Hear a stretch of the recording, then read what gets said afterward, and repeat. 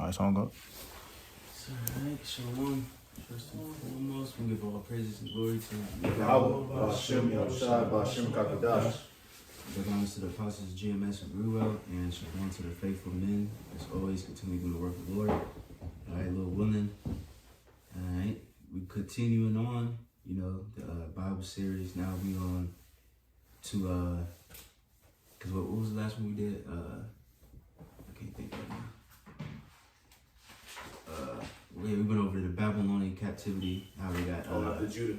Yeah, Judah. Yep, kind of the fall of Judah, and we got exiled, and then so now, Lord willing, we can touch on a little bit. We're gonna touch a little bit on the history of the fall of Babylon and the rise of Persia. All right, and then we're gonna focus on Jake during the time. You know what I'm saying? But just real quick, today, Jake should take some notes, because the timeline can be a little confusing. You know what I'm saying? Because some of the Bible is not written, in order. You feel me? Like, as far as Haggai, well, I would say Ezra 1 was before Haggai. But Ezra 2 and so on and so forth, that was really after Haggai. You know what I mean? The book of Haggai. Because Haggai was the one that encouraged Zerubbabel to build the temple. You know what I'm saying? So, and also during this time, I think the time of Ezra, the first half, before he wrote his second half, it was the book of Esther happened too. So it's a lot of, different timelines, stuff like that. So we're going to go into all of it. But Lord willing, we can start with the first article and just go into the fall of Babylon and the rise of Persia. I got it. Mm-hmm. This is from The Voice. It says, Old Testament history, the Persian period and return from exile, 538 to 323. He said, read through the first paragraph. Let me see. Hold on. Yeah, Con, you can read that. This is the decline of Babylon. It says the Babylonian Empire occupies a prominent place in the pages of Scripture because such decisive events for Israel's history sprung around Babylon's rise to power. It became a focal point of poetry, curses, theological reflection, and general perspectives on the world and the future. Matter of fact, you can go to the second paragraph. Come on. It says after the death of Nebuchadnezzar in 562 BC, the end came quickly for Babylon, weakened by internal divisions and threatened by ambitious neighbors. Its leaders could not hold the empire together. After a rapid succession of rulers marked by assassinations and intrigue, Nabonidus came to power in Babylon in 556. Nabonidus came to power in Babylon in 556. While in some ways a capable leader, Nabonidus precipitated divisions in the country that would become fatal. He was a religious rogue, worshiping the moon god Sin rather than Marduk, the chief deity of Babylon. As in the case of most religious innovations throughout history, his attempts to establish Sin as the chief deity of Babylon to replace Marduk aroused the opposition of many. Right, so what's that? We don't gotta get it, but pretty much division amongst kingdom, it's gonna fall. You see, but you got it. He says, because of hostility to his practices, an uprising eventually forced Nabonidus to leave Babylon. He left Prince Belshazzar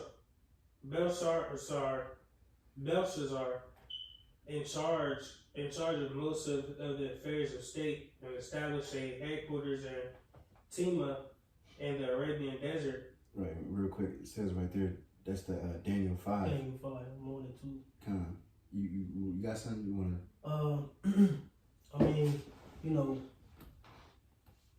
we know with Daniel 5, the writing on the wall, etc. But I was just on it just in case something come out. Or really, I could just read like the first couple verses and jump down.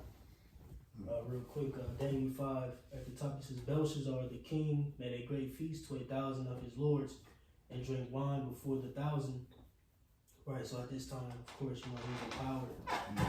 He was set up in power. It says, Belshazzar, while he tasted the wine, commanded to bring the golden and silver vessels which his father Nebuchadnezzar had taken out of the temple, which was in Jerusalem, that the king and his princes and his wives and his concubines might drink therein. So all the vessels that came from Jerusalem during the when y'all went over to Babylon, y'all go over the 3 besieging periods. Yeah. 605, 595, and 587 BC, if I'm not mistaken. Yeah, I believe so. Yeah, we did. Yeah, so we know, of course, that happened through the Spirit, because it didn't all just happen in one day. You know what I'm saying? It was 3 different periods, 3 different rulers, that, were in power. Kings of Judah, who you had? Jehoiakim, and then Zedekiah. Yeah. And I believe, 587, 586 BC is when, they just went haywire and just destroyed everything, And then, you had Esau in the mix. Yeah. He came and helped and shit. Yeah, raise it. Yeah, this we get that Psalms 137. But ultimately just coinciding secular history with biblical history through the Spirit. These were real accounts. That happened.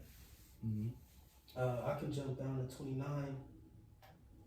It says, then commanded Belshazzar and they clothed Daniel with scarlet, put a chain of gold about his neck, and made a proclamation concerning him that he should be the 3rd ruler in the kingdom. And that night was Belshazzar the king of the Chaldeans slain, and Darius the Median took the kingdom, being about 62 years old. And of course, we know that we're going into Darius, or not Darius, but ultimately Cyrus. First one to come up. You know what I'm saying? But just correlating. Come on. And that's why it's beautiful. That's why Scripture says, through thy precepts I get understanding. Because it's going to be, you got to go to Daniel, you got to go to Haggai, you got to go to Zechariah. A lot of these different stories. Well, I mean, of course, Daniel's a little bit before, but, all these different stories are connected. You know what I'm saying? And you got to, sometimes you got to go back in history. You got to go to the curtain scripture, and then you got to go a little bit further. You know what I mean? So, precept upon precept. But you got it. It's that article. Yeah. It says from there he built a series of fortresses and governed a large portion of the caravan routes throughout Arabia. Although he eventually returned to Babylon, the nation remained divided and would never recover from the divisions precipitated by his rule. And then we can just read that Cyrus part, the 2 paragraphs, and then we can stop from that. And if I can make one mention, I believe that the Darius and Daniel 5 was speaking of Astyages, which I believe was the grandfather of Cyrus. So if you remember, Cyrus had conquered, Babylon as a whole, but he set Astyages up over the province of Babylon. That's why I said Darius the Median, because Astyages was the Medes, the Median.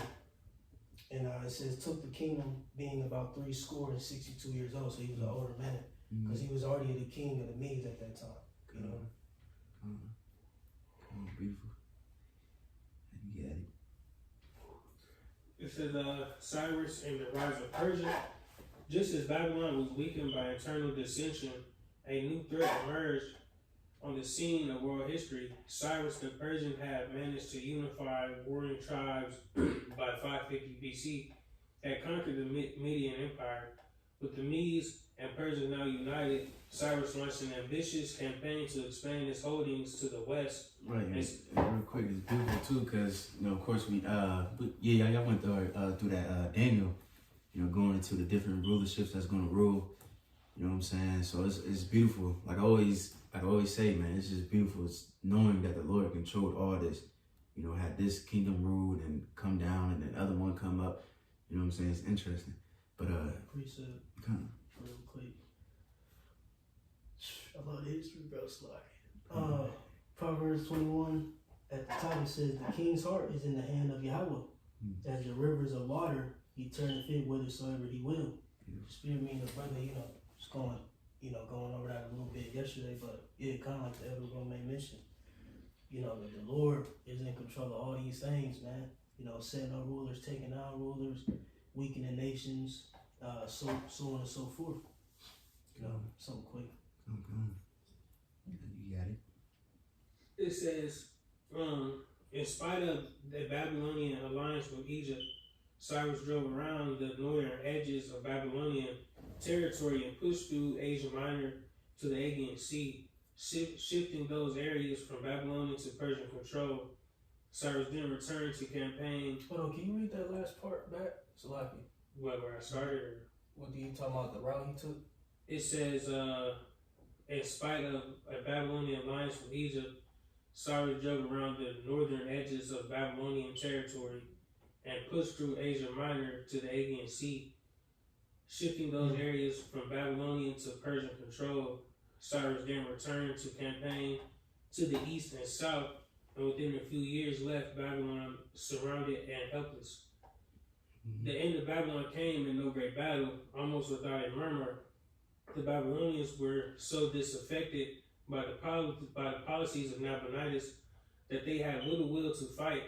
A Babylonian general, Gobryas, defected to the Persians and began insurgency against Babylon.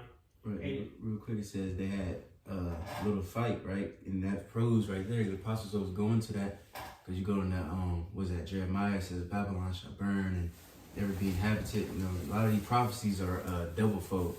Jeremiah 51, 50. Yep. That's why they mentioned in, was that Revelation? I think it said New Babylon or Daughter of Babylon. Yep. You see? But you got it. It says, in a desperate attempt to rally support, Nabonidus attempted to reinstate the worship of Marduk and brought the gods of the outlying provinces to Babylon to inspire the people. But the effort backfired because it did nothing but further anger and demoralize the people from whom the gods had been taken. After an early engagement in which the Babylonians were soundly defeated, in 539 BC, Gobryas took the city of Babylon without a fight. Cyrus was now in control of all the former Babylonian empire and unchallenged master of that part of the world. Within a year, he would control all of the Middle East except Egypt. Right, and yet that route too pulled up. And right, and he said besides Egypt, but then your boy, what's his name, Cambyses, I believe he took it, Egypt. Cambyses. And then that's cool too, because I got a video too after you showed. Well, I'm gonna mention it because the history, the secular history, and then the Bible history is like it connects. But I don't know if Jake can see. You can't see the bubbles, but like it was mentioning, pretty much, this Media, Persia. Yeah, so you got Media and Persia, here. Like I said, he went north. But this would be what, Asia Minor, right up in here. Like I said, he traveled north, came through, and then if you could see, the Aegean Sea is over here. And that's where John was sitting too. The island of Patmos is in this region too. So you get a glimpse of, the tactics he used, what I'm saying, to stay on the outskirts and then, ultimately overrun them. Sir, and real quick, let me get this video. This is called The Complete Story of Jerusalem, Second Temple from Cyrus to Darius, Throne. It's from the channel name is Throne and Testament. That video was fire. Like it goes into like a lot of history, like Bible and secular, and it was pretty cool because it says when the boy Cambyses, whatever you pronounce that? Cambyses. When he went down to Egypt and shit, that cleared the way for us, because I believe we started and then we stopped and then Jake was first. We gonna go into it. Hold on. Are you gonna pull up here? Huh? You gonna pull up on the TV? Oh no, I just mentioned it. Yeah, because that's Jake can look that video up. Okay, It's fire. I'm trying to tell you, y'all gotta check that out. But you was finished with that paragraph, right? Mm-hmm. Okay, so now we'll go into the second article I put in the Telegram. You know, just to show what happened before these events. You know what I'm saying? I can read your call if you want to take a break. Come through about it. You start at the beginning. Oh yeah, too. I forgot to mention. So Lil Willem, we gonna, cause a lot of these books are small, short, so we can just really summarize a lot of them. So this article is gonna go into the book of Ezra, Nehemiah, Haggai, Zechariah, and Malachi. Alright, they all was like in the same kind of time period. You know what I'm saying? But well, not all literally, but you know what I'm saying. But you got it. This is the post-exilic books of Ezra, Nehemiah, Haggai, Zechariah, Malachi, intertestament period. All right, so start here. The books written in Jerusalem after the return from the exile, now commonly called post-exilic, are 5 in number: Ezra, Nehemiah, Haggai, Zechariah, and Malachi. We shall speak of them in this order. We got number 1, Ezra. This book begins as chronicles, left off with the decree of Cyrus for the release of the captives and their return to the native land. It gives a little fuller account of this decree and also an account of the return of the first caravan of Jews. Right, so real quick, can we get that Ezra 1:1? Get a little bit of that. Got you right here, Ezra 1:1. It says, now in the first year of Cyrus, king of Persia, that the word of Yahweh by the mouth of Jeremiah might be fulfilled. It says Yahweh stirred up the spirit of Cyrus, king of Persia. Right, and that's, you know, ultimately dealing with that 70-year period, you know, prophesied by Jeremiah. It says Yahweh stirred up the spirit of Cyrus, king of Persia, that he made a proclamation throughout all his kingdom and put it also in writing, saying, thus saith thus saith Cyrus, king of Persia, Yahweh God of heaven hath given me all the kingdoms of the earth, and he hath charged me to build him an house at Jerusalem, which is in Judah. Right, real quick, that video I mentioned, you know what I'm saying, it was showed like pretty much he was writing to all the different kingdoms that he conquered, that something similar to this too. You know what I mean? Just to show you that this is true, because he was very merciful to the kingdoms that he conquered. You know what I mean? He allowed certain, like obviously like us, to go back to our land and worship our God, so on and so forth, and actually helped us. You know, so the actual secular history checks out as well. You know what I mean? But you got it. Verses 3, it says, who is there among you of all his people? His God be with him, and let him go up to Jerusalem, which is in Judah, and build the house of Yahweh, God of Israel. He is the God which is in Jerusalem. And whosoever remaineth in any place where he sojourneth, let the men of his place help him with silver and with gold, and with goods and with beasts, beside the free will offering for the house of the Most High that is in Jerusalem. Then rose up the chief of the fathers of Judah and Benjamin, and the priests and the Levites, with all them whose spirit the Most High had raised, to go up to build the house of Yahweh which is in Jerusalem. And all they that were about them strengthened their hands with vessels of silver, with gold, with goods, and with beasts, and the precious things beside all that was willingly offered. Right, and can you go to 11, verse 11? Jump into 11, it says, all the vessels of gold and of silver were 5,400. All these did Sheshbazzar bring up with them of the captivity that were brought up from Babylon unto Jerusalem. Right, so real quick, that Sheshbazzar was Zerubbabel, you know what I'm saying, because it's going to go into it. But let me see. You can read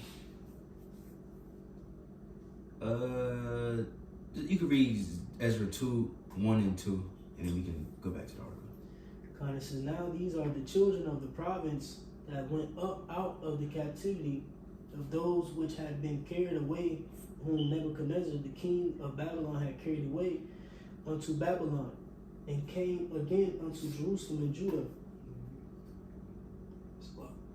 It says, every one unto his city, which came with Zerubbabel, Jeshua, Nehemiah, Seraiah, Reliah, Mordecai, Bilshan, Mispar, Bigvai, Rehum, Baanah, the number of men of the people of Israel. Right, and then we can stop there. Yeah, now we go back to the article. It says, little fuller account of this decree, and also an account of the return of the first caravan of Jews under the command of Zerubbabel, called also Sheshbazzar, the prince of Judah. Right, and real quick, so like I forgot to mention, because Jake returned 3 times pretty much. It wasn't all just one time. You know, I mean, first it was Zerubbabel and the men that they mentioned, and then the second time was Ezra, and the third time was Nehemiah. You know what I'm saying? So, but you can go back to that though. It says Sheshbazzar, the prince of Judah. He was the prince of Judah in the sense that being a grandson of Joachim, the last king, he would have been entitled to the throne if Israel had been an independent nation. First Chronicles 3, 17 and 19. Right, so can you get that? Can you get First Chronicles 3? You can start at 1, then skip to 17. Just to show real quick his line. You said First Chronicles 3. And 1. It says, now these were the sons of David, which were born unto him in Hebron, the firstborn Amnon and Ahinoam, the Jezreelites, the second Daniel of Abigail, the Carmelites. Right, and can you skip to 15? Or, matter of fact, you can start up a little bit at Hezekiah. you see that? What verse? Oh, yeah, come, you start there. It says, Ahaz his son, Hezekiah his son, Manasseh his son, Ammon his son, Josiah his son. And the sons of Josiah were the firstborn, Johanan, the second, Jehoiakim, the third, Zedekiah, the fourth, Shalom. The sons of Jehoiakim, his son, Zedekiah his son. And the sons... And Zedekiah was the last king before, Babylon, did what they fucked this up and exiled us and all that. He was set up by Nebuchadnezzar. Yeah. Because, they took Jehoiakim. Didn't they pluck his, they plucked his or his father's eyes out. I forget which one. Yeah, I forgot which one. Dig it. You talking about Zedekiah? No. Or?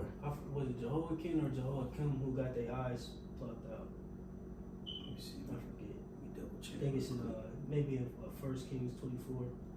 But I'm gonna keep reading. It says,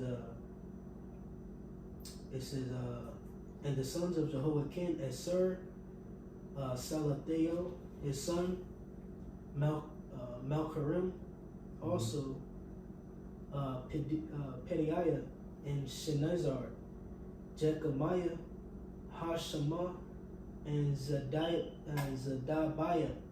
The sons of Pedaiah were Zerubbabel and Shemaiah.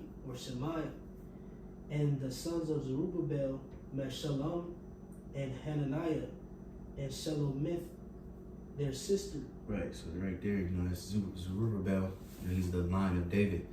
So if we didn't fall, he would have been king, you know what I'm saying? So you gotta keep that in mind too, because then you got the heathen, and then, they gonna bring up situations. They was afraid Jake was gonna get back into power pretty much. You know what I'm saying? But Lord willing, we can go back to the thing. And our Lord comes from that line too. Yeah. In the flesh. Yeah. Joseph. You know what I'm saying? Yeah. You got it. The reader would be surprised to find from this account how small a number of the Jews saw fit to take advantage of the offer made to them by Cyrus. The rest had become satisfied to remain in foreign lands where they were doubtless prosperous in the main, rather than return to a depopulated country and and go through the hardship of rebuilding their cities and homes. This reflects the more credit on the zeal and the faith of those who did enter this hard undertaking. That reminds me of the prophets of the day. The joy with which they made the journey have been depicted in the most glowing and hyperbolical imagery. Read in this connection chapters, Roman letters, characters, chapters, what is that, 6? To, I don't fucking know. Yeah, chapters of the book of Isaiah, and see in what rapturous strains the writer dwells upon this theme, returning to it again and again amid other topics of which he writes. All went well with the people in their efforts to rebuild the temple during the rest of the reign of Cyrus, but in subsequent reigns, the Samaritans, as the mixed races were then called, that inhabited the territory of the northern tribes, obtained a royal decree for the suspension of the work.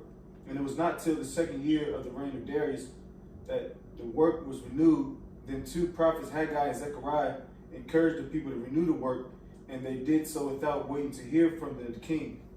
Another effort. Right, so real quick, can we get that account and Ezra? It was at Oh, is it account?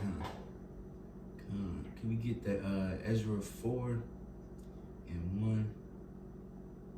Let me see. Matter of fact, we might read 3 too. Yeah, let's read 3 first. Chapter 3 and 1. And then Ezra 3:1, it says, and when the 7th month was come, and the children of Israel were in the cities, people gathered themselves together as one man to Jerusalem.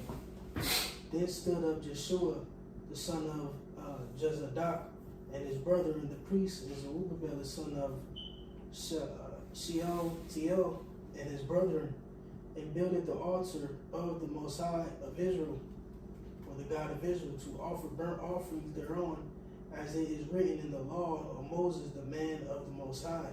Right, so real quick, Jay can read all that in his own time, but they pretty much started keeping the Feast of Tabernacles. Jake is reestablishing the law and things like that. You know what I'm saying? But now we can skip down just to get to the main points to verse. You can start at 8. This is Ezra 3 and 8? Yeah. This is Ezra 3:8. Now in the second year of their coming unto the house of the Most High at Jerusalem, in the 2nd month, began Zerubbabel the son of Shealtiel, and Jeshua the son of Jozadak, and the remnant of their brethren, the priests and the Levites, and all they that were come out of the captivity unto Jerusalem, and appointed the Levites from 20 years old and upward to set forward the work of the house of Yahweh. Mm-hmm. Then stood Jeshua, which his sons and his brethren, Cadmiel, and his sons, and his sons, the sons of Judah, together to set forward the workmen in the house of the Most High, the sons of Hananiah, with their sons and their brethren, the Levites.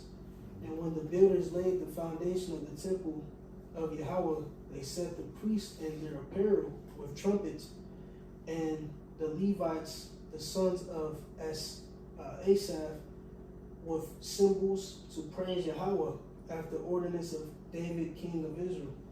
And they sang together by chorus in praising and giving thanks unto Yahweh, because he is good, and for his mercy endureth forever toward Israel. And all the people shouted with great shout when they praised Yahweh, because the foundation of the house of Yahweh was laid.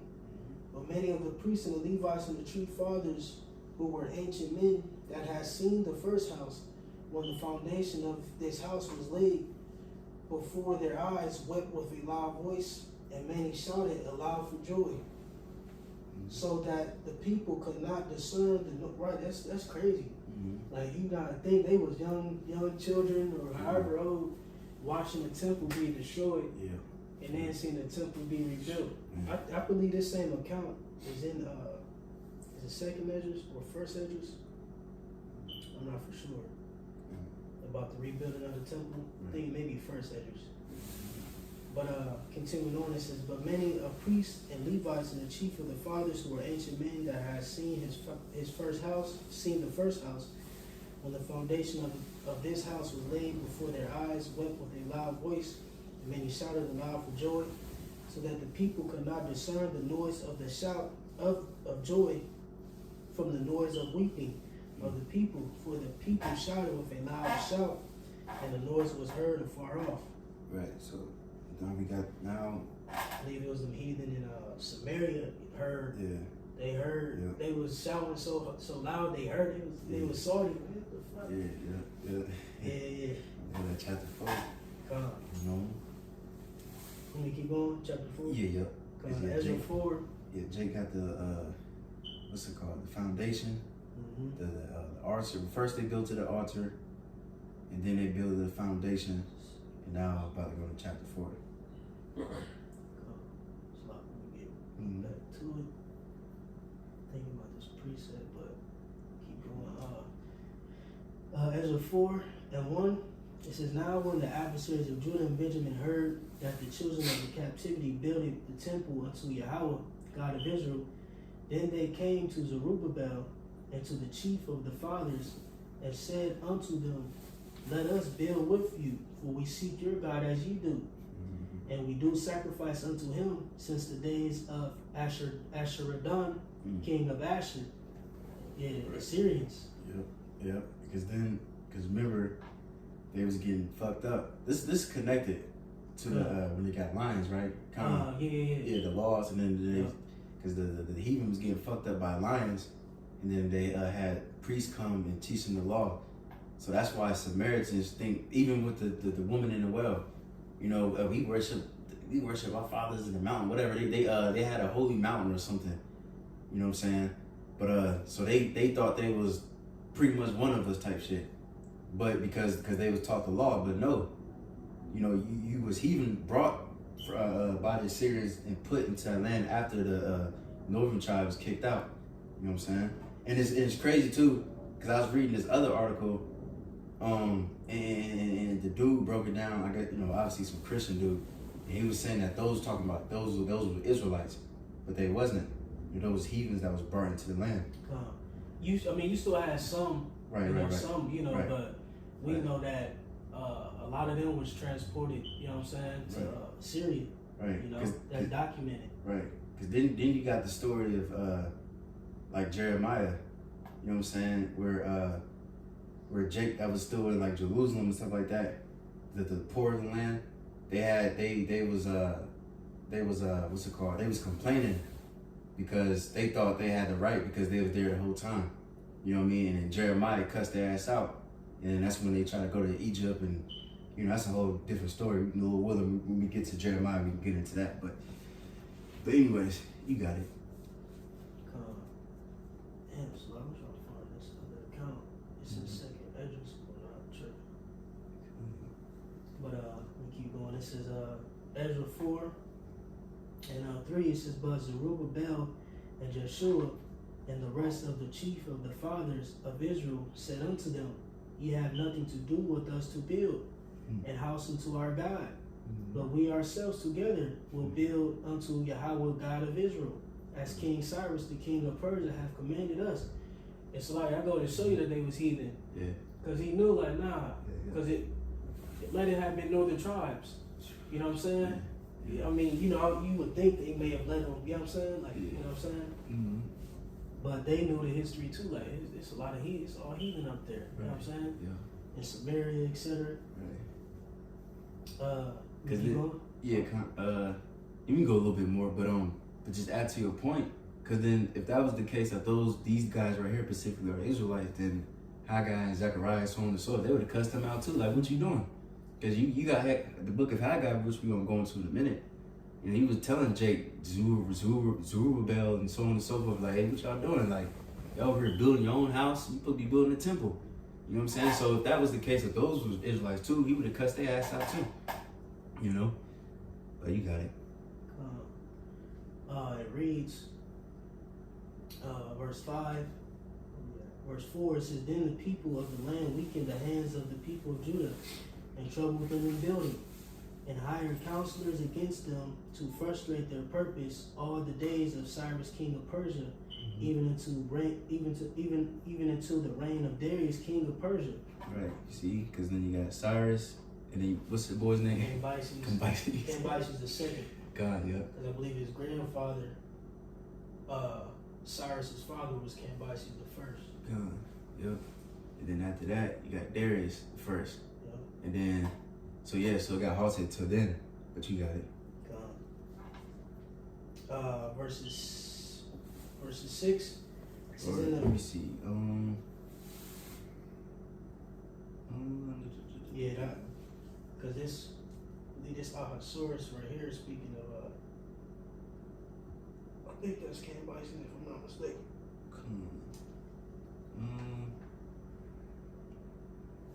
Let me see. See if we can see the one some more here.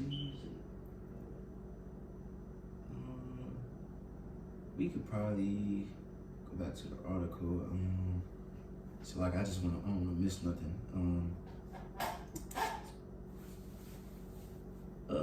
Well, it's a lot of reading, so let's just skip to read that verse you were just about to read, and then can you skip down to 23? Verse 6, it says, in the reign of Ahasuerus, in the beginning of his reign, wrote they unto him an accusation against the inhabitants of Judah and Jerusalem. Jumping down to 23, it reads, now when the copy of King Artaxerxes' letter was read before Rehum and Shimshai, the scribe, and their companions, they went up in haste to Jerusalem unto the Jews and made them to cease by force and power. Then ceased the work of the house of Yahweh, which is at Jerusalem.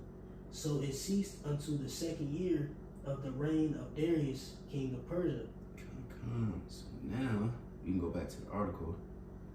Little one. So now it's halted for a moment, and then let me continue with the story. Another effort was made to stop them, but when the king was heard from it, was with the decree that the work should not be hindered.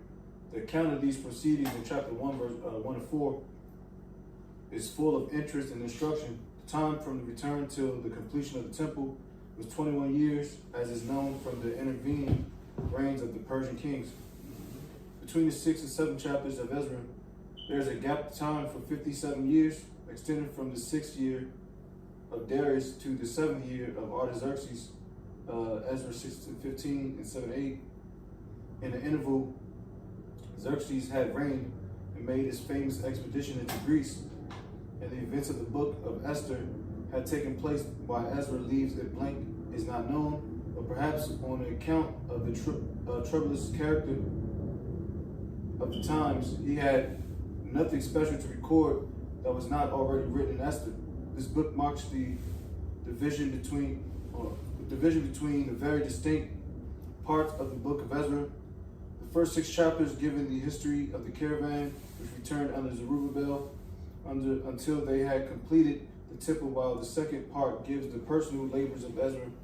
He came to Jerusalem with a letter from the king and authorizing him to establish the law of the Most High as a law of the land and to enforce it if need be, by all the usual penalties of violated law. And let's get that account real quick. This is Ezra. I believe you can start at let me see. Yeah, that account or mirror account is in First Ezra 5 about them troubling them and building, etc.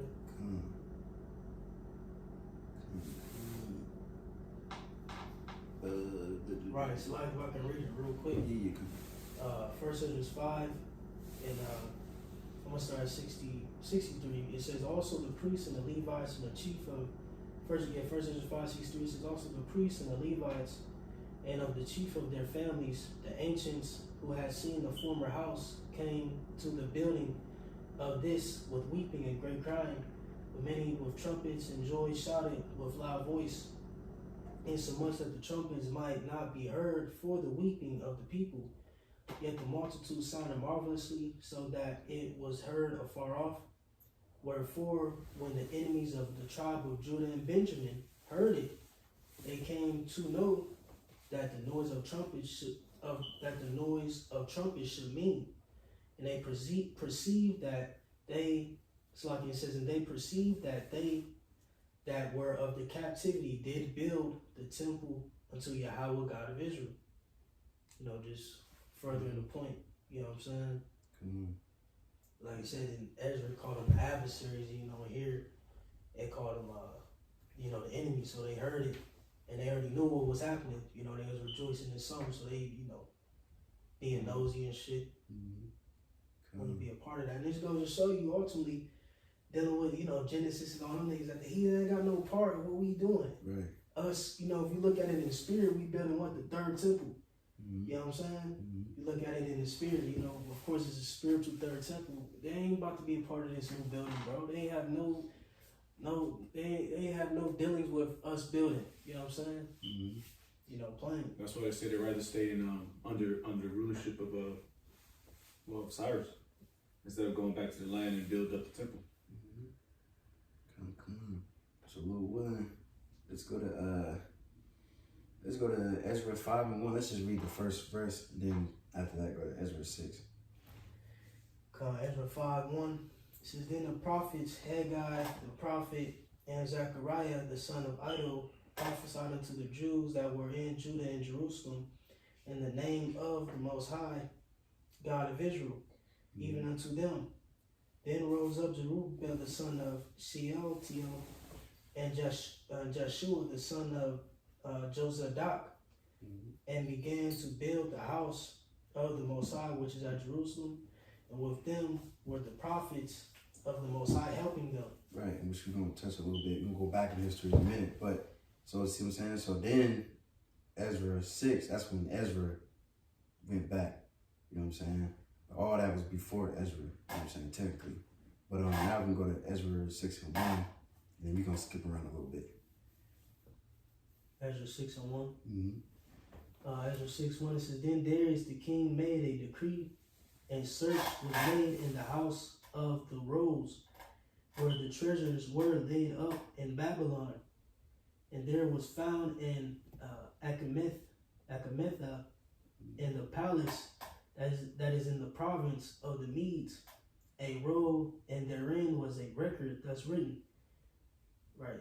In the first year of Cyrus the king, the same Cyrus the king made a decree concerning the house of Judah, so like in the house of the Most High at Jerusalem. Let the house be builded, the place where they offer sacrifices, and let the foundation thereof be strongly laid, and the height thereof 60 cubits, and the breadth thereof 60 cubits. So now, you know, of course, it goes all into details. So we can just skip into verse 14. Yeah, 14. Jumping to verse 14. It reads,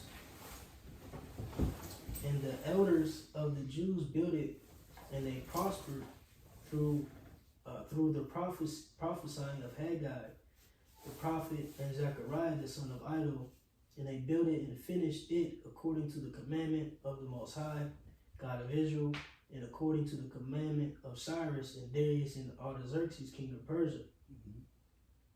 And this house was finished on the 3rd day of the month Adar, which was in the 6th year of the reign of Darius the king.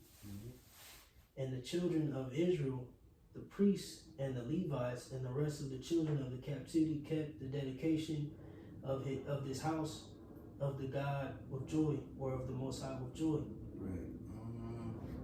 And we can stop there. All right. Just showing now they finally finished the temple. All right. And then Salaki, I'm trying to find where when Ezra got brought back. Okay, now we can go to chapter 7. You know what I'm saying? Then we can go to verse 1 and then skip to verse 6. This is Ezra 7:1. It says, now after these things, in the reign of Artaxerxes, king of Persia, Ezra the son of Seraiah, and the son of Azariah, the son of Hilkiah, the son of Shalom. You said, oh, so like verse 1 and then jump down? Yeah, 6. Jump to verse 6. It says, this Ezra went up from Babylon and Well, 5, so like just a yeah. It says the son of Abishua, the son of Phinehas, the son of Eleazar, the son of Aaron, the chief priest. This Ezra went up from Babylon, and he was ready scribing the law of Moses, which Yahweh God of Israel had given. And the king granted him all his requests according to the hand of Yahweh his God upon him. Right, and then so pretty much Ezra went back and taught the law, you know, and then you can read, you know, we don't gotta go too much into detail, but I believe he does that in chapter 8. What? When he went back to talk the law to people and gave this sense. Come. You know what I'm saying? I got a precept. I could precept that. Come. Yeah, well, I'm gonna go to first Ezra because it's kind of reiterate. You know what I'm saying? With a little bit, some different details. Minor tweaks, but first Ezra 8 at the top. It says, and after these things, when Artaxerxes, the king of the Persians, reigned, came Ezra, the son of Seraiah, the son of Azarias, the son of Hilkiah, the son of Salom, which we know is written in the Greek. Then it goes through his lineage. Jump into verse 3. It says, this Ezra went up from Babylon as a scribe, being very ready in the law of Moses that was given by the God of Israel. And the king did honor him, did him honor, for he found grace in his sight and all his requests. It says, there went up with him also certain of the children of Israel, of the priests, of the Levites, of the holy singers, porters, and ministers in the temple unto Jerusalem. And jumping down, where I'm going to get 7. It says, for Ezra had very great skill, so that he omitted nothing of the law and the commandments of the Lord, but taught all Israel the ordinance and judgments. Come on, beautiful. Come on. See, so now we're willing. We can go back to the article. So hold on. Yeah, you can go back to the article. This was a matter of supreme importance to the Jews, for hitherto they had been governed in civil matters only by the laws of Persia. Ezra, being a priest and a scribe, had by a hard study specially qualified himself for the important task, and he proved himself eminently worthy of the confidence which the king reposed in him. He preserves a list of those who reformed under his entreaties. Oh, my fault, Salaki. When he gave the breakdown of the law and all that, that was in Nehemiah 8. That's why I couldn't find it. My fault. But if you go more in detail, he gave the breakdown, teaching people the law and all that good stuff. But you got it. It says, eminently worthy of the confidence which the king reposed in him. He preserves a list of those who reformed under his entreaty, so that the sons and daughters after them might know that their fathers were among the true-hearted who turned back to the Lord when rebuked for their sins. Number 2, Nehemiah. In ancient Hebrew manuscripts, the books of Ezra, Nehemiah were written as if they were one, but the title, the words Nehemiah, the son of Hakaliah, clearly indicate the beginning of another book and justify the separation which was made in the Greek translation at an early period. While the temple was rebuilt by Zerubbabel, it was the work of Nehemiah to rebuild the city walls. He went from Babylon for his purpose 13 years after Ezra went there to establish the law, that which moved him to the undertaking is set forth in this chapter. In the first chapter, the distress there depicted, which overwhelmed him on hearing that the city, the place of his father's sepulchres, was lying waste and his gates burned with fire, is accounting for if he had previously thought that since the return of so many captives, the walls had been rebuilt, though it is supposed by some scholars that they had been rebuilt and had been again thrown down within the 13 years just mentioned. It will be seen by reading these six chapters that Nehemiah was equally zealous and self-sacrificing with Ezra, but quite different in his way. While the latter was a priest by descent and a scribe by profession, Nehemiah held a civil office, being cupbearer to the king, and he had no scruple, therefore, about asking the king for military escort. When he obtained permission to go to Jerusalem in Nehemiah 2:9, he acted as the governor of the land for 12 years, yet he received no salary. He made no purchase of lands, though doubtless there was a tempting opportunity for speculation in them. He made his own servants work on the wall, and he fed at his table a daily average of 150 men, Jews and visitors from other lands, verse 14 and 17. His expenditure must have amounted to a very considerable fortune. And real quick, let's just get it count real quick. I ain't gonna read too much of it. I already summarized it, but you can just get Nehemiah 1:1. Just read just a little bit of that. I got this little timeline joint up here too. Come. You wanna check it out? Give Jake a little glimpse of, timeline, etc. So first, like I said, first captivity, Daniel, 606, 606, 605.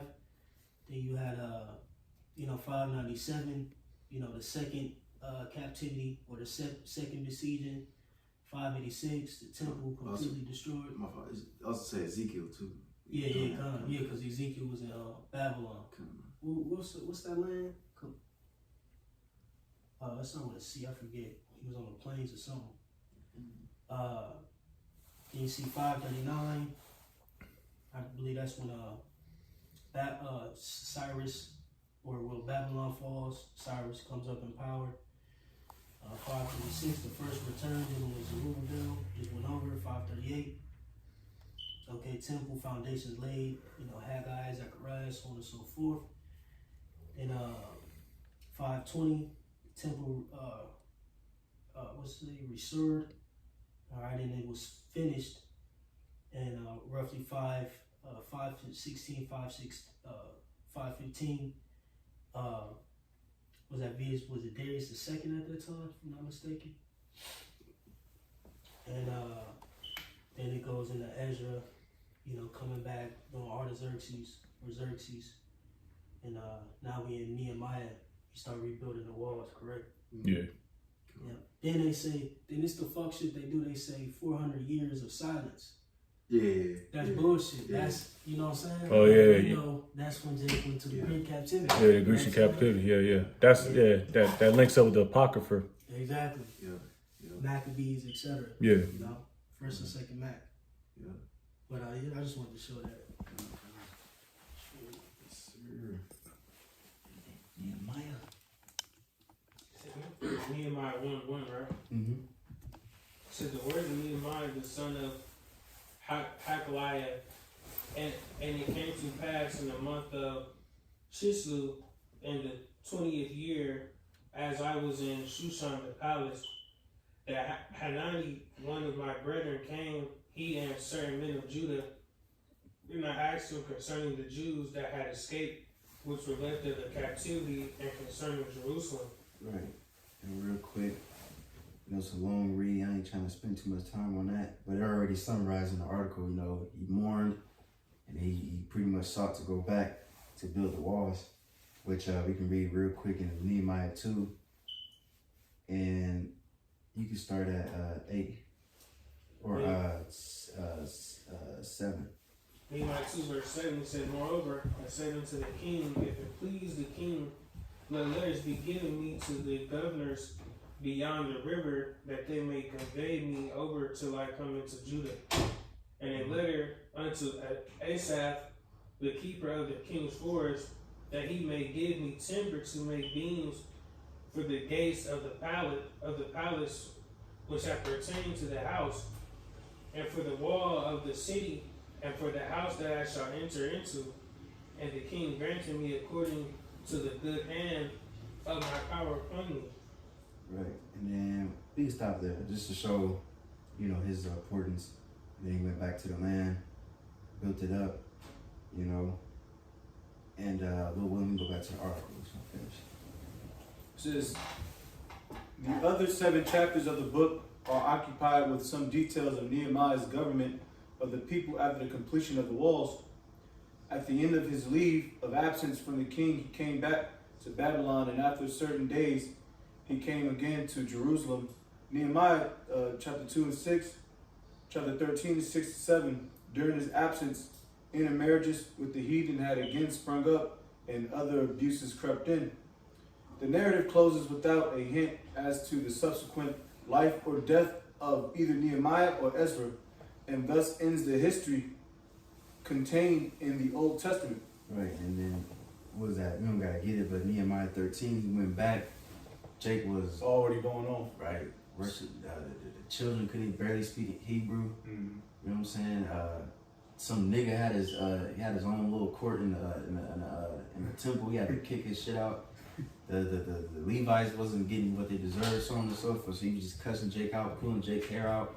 And he was pissed off. And hey, now I see why. Like, god damn, you went all the way back, build this wall. That's a long journey too. Right, years. Yeah. But yeah, kind of, yo. So let me see. So now, Lord willing, you got 3 more paragraphs. We could just finish it out, Lord willing.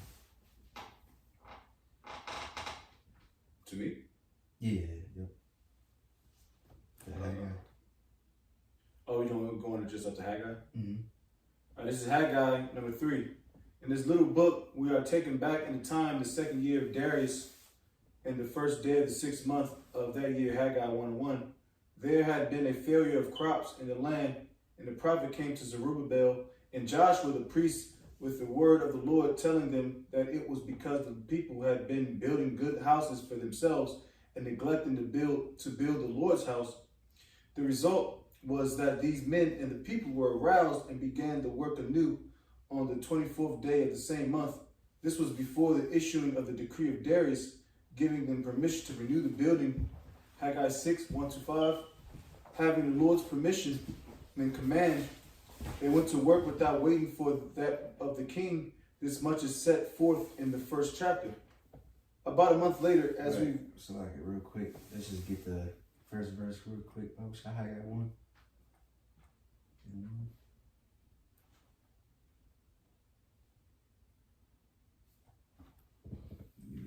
Haggai 1:1, it says, in the 2nd year of Darius the king, in the 6th month, in the 1st day of the month, came the word of Yahweh by Haggai the prophet unto Zerubbabel the son of Shealtiel, governor of Judah, and to Joshua the son of Jehozadak the high priest, saying, that's it? Yeah, you keep going. It says, thus speaketh Yahweh of hosts, saying, this people say the time is not come, the time that Yahweh's house should be built. Then came the word of Yahweh by Haggai the prophet, saying, it is time for you, O ye, to dwell in your Seled houses, and this house lie waste. Mm-hmm. Now therefore, thus saith Yahweh of hosts, consider your ways. Right, then, it goes on and on. Matter of fact, let's get to verse 12. Verses 12, it reads, then Zerubbabel the son of Shealtiel, Joshua the son of Jehozadak the high priest, with all the remnant of the people, obeyed the voice of Yahweh their God and the words of Haggai the prophet, as Yahweh their God had sent him, and the people did fear before Yahweh. Right, see, so now, Haggai, along with Zechariah, pretty much was telling Jake to get back to work. You know what I'm saying? Because Jake was settled on their lease. You know what I'm saying? Getting comfortable. All right. And then also, too, Haggai and Zechariah also helped build the temple as well. So you have Haggai and Zechariah telling Jake to get on that shit, to build. And Zerubbabel and the priest, Joshua or Josiah, how you pronounce it. You know what I'm saying? Them two mainly leading, build the foundation and built the temple. Then they got everything, got the priest set up, all that. Then you got Ezra coming back to the land, giving the law breakdown. You know what I'm saying? And then after Ezra, not too long after him, then you got Nehemiah coming to build the walls. And then they left, came back, or Nehemiah left and came back, and then see Jake was bullshitting. And then that's when you got Malachi too, because Malachi was after all of them and was cussing Jake out too, you know, the priests and things like that. Even though we finally rebuilt the temple, Jake was still going off. You know what I'm saying? But that's why I got destroyed again in 70 AD. But we can go back to the article. About a month later, as we read in the 2nd chapter, the word of the Lord came again to the prophet, promising that although this house that they were building seemed to the old people as nothing when compared with King Solomon's, it should at a future day be filled with glory, and the latter glory it should be greater than the former. And in this place I will give peace, said Yahweh of hosts. This prediction had evident reference to the connection between Yahushua and his apostles with that house, for by this his greatest glory was attained. About 2 months later, on the 24th of the 9th month of the same year, 2 other messages were brought by Haggai. The first reminding the people again that the crop failure was a punishment sent by the Lord, but promising that from that day forth he would bless them.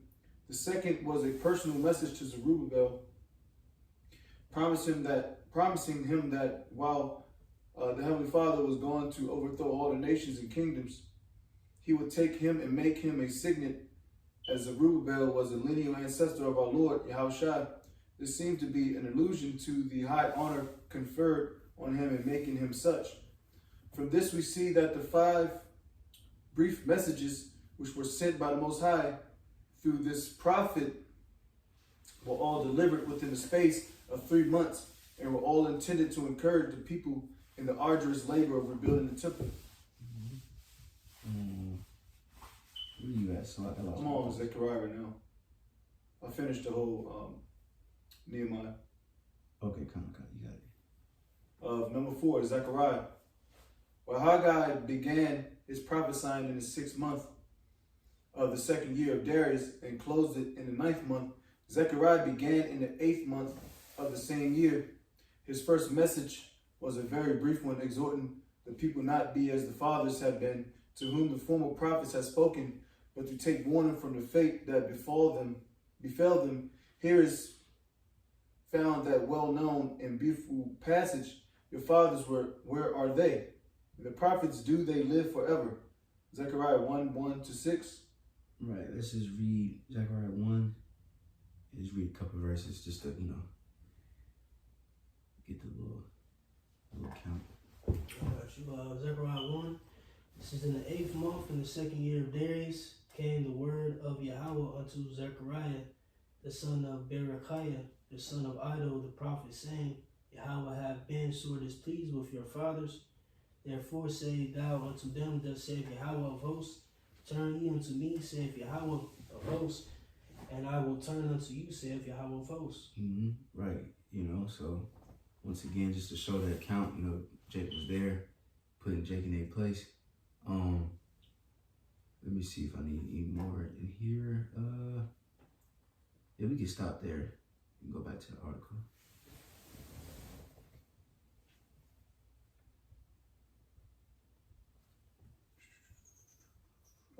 Or matter of fact, hold on. Can you go to, let me see. Yeah, can you go to 15 real quick? The same chapter. Zechariah 1:15, it reads, and I am very sore displeased with the heathen that are at ease, for I was but a little displeased, and they helped forward the affliction. Therefore, thus saith Yahweh, I am returned to Jerusalem of mercies. My house shall be built in it, saith Yahweh of hosts, and a line shall be stretched forth upon Jerusalem. Right, so he's prophesying that the house is going to be built, But, Lord willing, now we can go back to the article. This is about 3 months later, on the 24th day of the 11th month in the same year of Darius, he brought his second message, consisting of 8 symbolic and curious visions, all of which interpreted to him by an angel. He gave encouragement to the people with respect to the temple. Zechariah 1:1-6 and 15. Read the majority of that. Thus we see that the first work of Zechariah like all the work of Haggai was to cooperate with each other and with Zerubbabel and Joshua, the high priest, in pushing forward the reconstruction of the temple. This was necessary to the fulfillment of the Most High's purposes and promises respecting Israel and the coming kingdom of Yahushua. Right, and you can skip that paragraph right there. It just goes into the Messiah prophecy, But Jump to Malachi. yeah, kind of. This is Malachi the 5th, the final one. That'd be post-exilic. As Nehemiah was the last of the Old Testament historians, Malachi was the last of the prophets, and they cooperated with each other. For while Malachi, unlike Haggai and Zechariah, does not give the date of his message, the contents of it show clearly that he spoke after the temple had been completed, and the regular service therein had been renewed, as he makes no allusion to the troubles about rebuilding the walls. This work also seems to have been completed.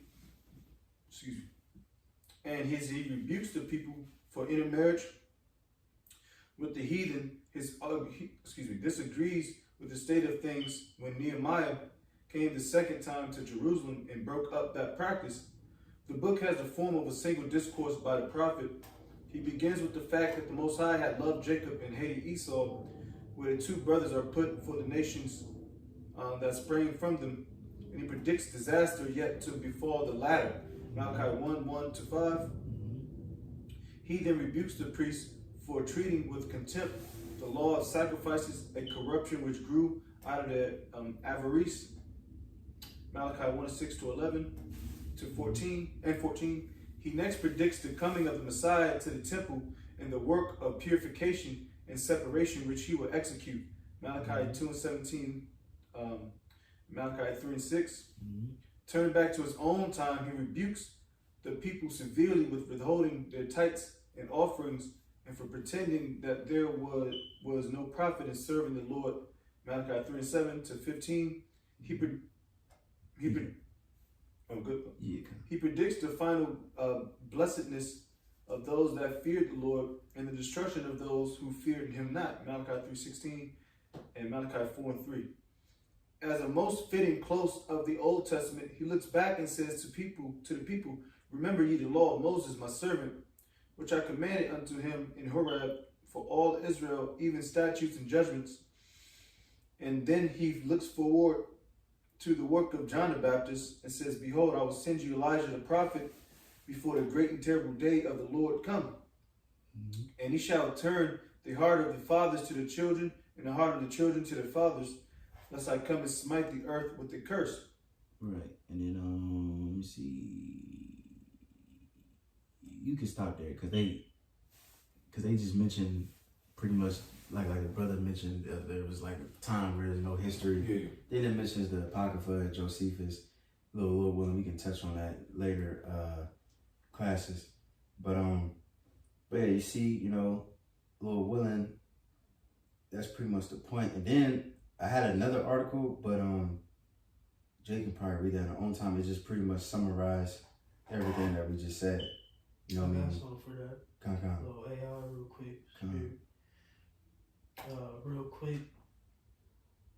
Got this little AI overview, concerning the kings and the duration of the building of the temple. Okay, so it begins, it says, first bullet point, well, I'm gonna just get the overview. It says, Persian king started with Cyrus the Great decree. I'm gonna just go to the bullet point. It says, key Persian kings and the temple reconstruction. It says, Cyrus the Great issued the initial decree allowing the Jews to return to Jerusalem and rebuild the temple, 538 BC. Cambyses II, also known as Ahasuerus, which we second or Ezra the 4th chapter, that Ahasuerus, they sent the letters up, that was to him. That's when the temple building got halted. It says, known in some contexts as Ahasuerus, his reign saw, according to Ezra 4, the initial attempts to interrupt the rebuilding efforts. It says, false Smyrtus, Artaxerxes mentioned as a successor, under whom the building of the city and the temple stopped until the reign of Darius I. And I believe when you go further down and read about the Artaxerxes, speaking of Smyrna, I believe Smyrna was his brother, if I'm not mistaken. It says, Darius the First, the Great, confirmed the decree of Cyrus allowing the completion of the temple, was at Ezra 6, which was finished during his reign, 515 BC. Then you had Xerxes, Ahasuerus, mentioned in the context of the post-exilic period, book of Esther. And then it goes, Artaxerxes the First, it says, provided significant support of the rebuilding of Jerusalem, including the walls, and is known in the commission of Ezra and Nehemiah. Yes, sir. Then you go down the line, so on and so forth. Good. So yeah, Lord willing, you know, hopefully that was edifying, you know. Lord willing, since we already touched a few books, was it Ezra, Nehemiah, Haggai, Zechariah, and Malachi? We're not gonna touch on those again moving forward. I might go back into Zechariah and Malachi, cause I mean there's some still like some good things in there that also, you know, like Malachi prophesied, you know, you have shots on and so forth. So that's what I might do, Lord willing, just moving forward, like certain books that we already mentioned, like Daniel, I know we already did that, stuff like that. I might just quickly just summarize it and then just move on to the next book. But we'll see how that goes. But Lord willing, up next is Esther, and then I'm gonna add that together with the additions of Esther, obviously with the Apocrypha, and then Lord willing, we move on from there. But Lord willing, hopefully that was edifying. We can give all praises and glory to Yahweh, Ba'ashem, Yahushai, Ba'ashem, Kakadash. Advance the process of GMS Col, Shalom to the faithful men, continue to do the word of the Lord. So we're gonna say shalom. Shalom. Mm.